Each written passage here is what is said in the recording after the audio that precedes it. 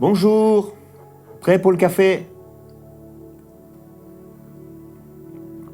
Très agréable de se retrouver encore ensemble aujourd'hui. Toujours on continue notre étude sur l'œuvre de la croix. D'accord? Christ se révèle à nous, on prend conscience qu'au niveau des pensées, il y a plusieurs choses qui venaient, et même certaines choses qui ont fait leur nid sur nos pensées. Nous avons cautionné ces choses, nous étions esclaves parce qu'elles avaient triomphé en nous. Et entre toutes ces pensées mauvaises qui venaient, on a réalisé que Christ est mort, ressuscité, et il y a la croix qui est là, qui nous libère de l'esclavage. Et ce que nous avons vu la dernière fois, c'était simplement, nous devons décider qui occupait nos pensées. C'était le premier point. Et maintenant, ce que nous allons voir, c'est le renouvellement de la pensée, qui ne nous met pas à l'abri de la tentation. Alors j'espère que dès maintenant, ça va aller mieux pour la plupart d'entre vous, parce que bien souvent on pense qu'on est chrétien, qu'on n'a plus de mauvaises pensées qui viennent. Non, non, non, non. Là, ça n'empêche pas aux pensées de venir, ça ne te met pas à l'abri de la tentation. Même si la croix, elle coupe la ligne d'autorité, parce que entre tes pensées et toutes les choses mauvaises qui sont ici, qui sont la source de ces pensées, on l'a vu qu'il y avait la croix entre ces choses-là et tes pensées, et la croix, elle vient et elle coupe cette ligne d'autorité. Ces pensées viennent toujours en toi et en moi, mais elles n'ont plus autorité. Elles ne coupent pas la ligne de communication. C'est-à-dire que la tentation se présente encore. La tentation, ce n'est pas le vrai problème. Le vrai problème, c'est la place d'autorité que la tentation possède dans notre pensée. Et ça rend difficile la tâche d'éjecter les pensées indésirables. Une fois résolue la question d'autorité, et on l'a vu ensemble, c'est à toi à dire à ces pensées, vous n'avez plus autorité sur ma vie, Christ est mort et ressuscité pour cela.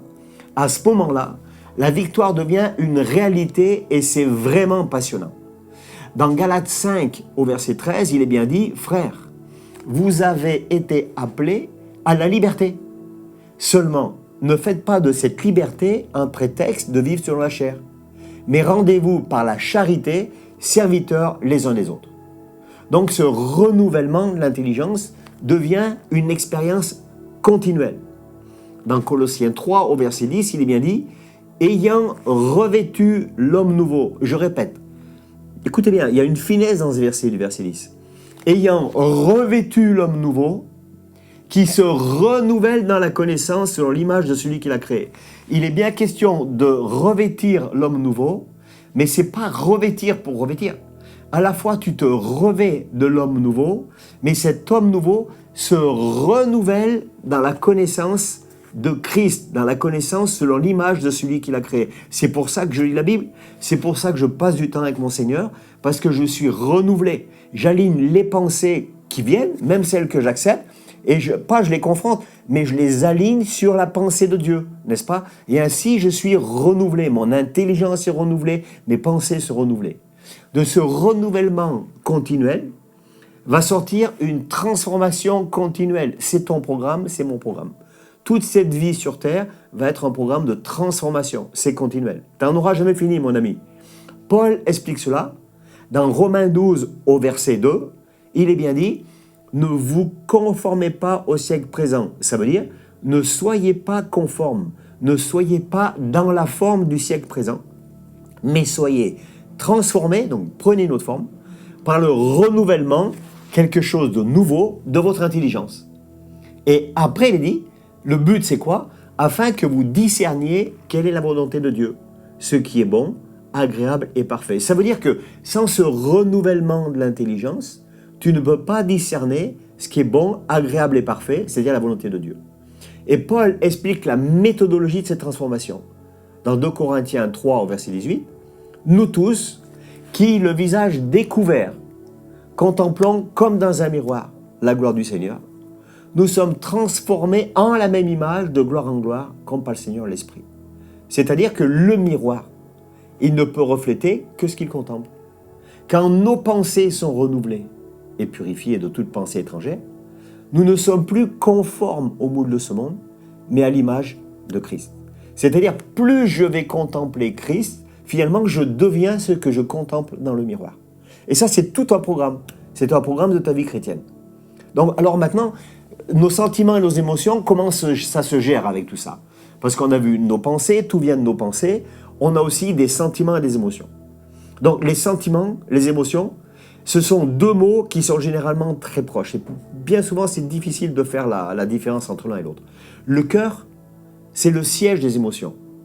Et comme les Écritures l'indiquent, les émotions sont des moteurs très puissants du comportement.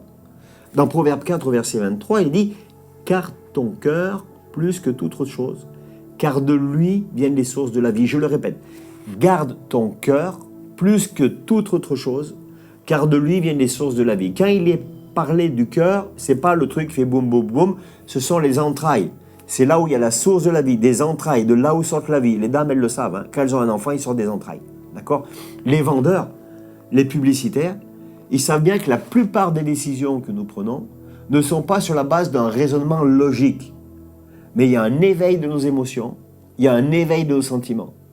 Et c'est plus tard qu'on emploie les facultés de raisonnement pour trouver des raisons, pour expliquer ce que nous avons senti devoir prendre. Par exemple, pour acheter une voiture, il fut tout un temps où il y avait des dames à moitié dévêtues sur des voitures. Pourquoi ? Ça touchait les hommes, les sentiments, les émotions, ils regardaient la voiture, ils achetaient la voiture. Donc les vendeurs, ils ont bien compris ça. Et c'est après, avec leur intelligence, qu'ils se sont expliqué le truc. Ils disent finalement, j'ai acheté la voiture, mais je me suis fait avoir par mes sentiments et par mes émotions.